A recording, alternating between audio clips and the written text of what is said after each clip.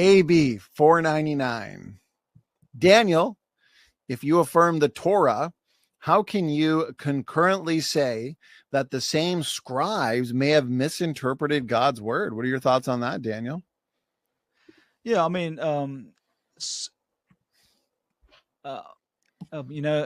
writing down the words of God and guarding it and maintaining a textual, scriptural tradition is completely different from understanding and interpreting those very words. All right, they're two completely different streams.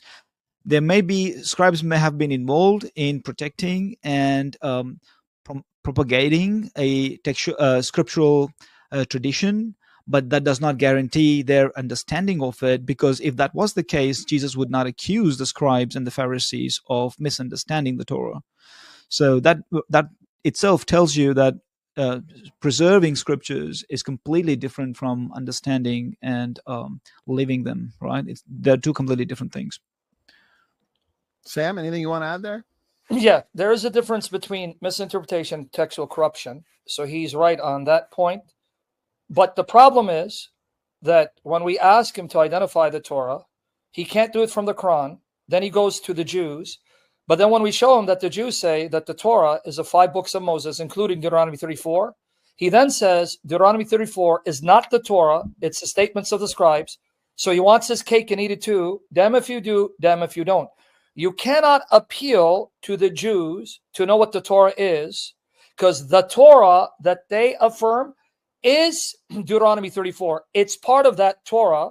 They didn't make the distinction he did, because they knew that either God could have revealed to Moses his subsequent death and write it down, or have a prophet like Joshua write it down, and another prophet come and write Joshua's obituary, because we believe in a succession of prophets who by the authority of God can add to the words of a previous prophet with God's approval in order to update it.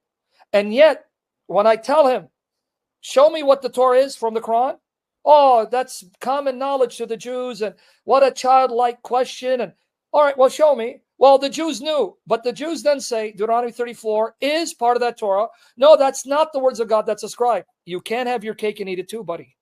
Either it is the Torah, because we need to appeal to the Jews, or if you're going to say you need the Quran, well, the Quran is incoherent, unintelligible babble, because it doesn't tell you what the Torah is. So you're stuck. If you say it's corrupt, then the Quran is a lie. But if you agree with the Quran, it's not corrupt, the Quran is still a lie, because that Torah exposes Muhammad and his God. It's not the same God.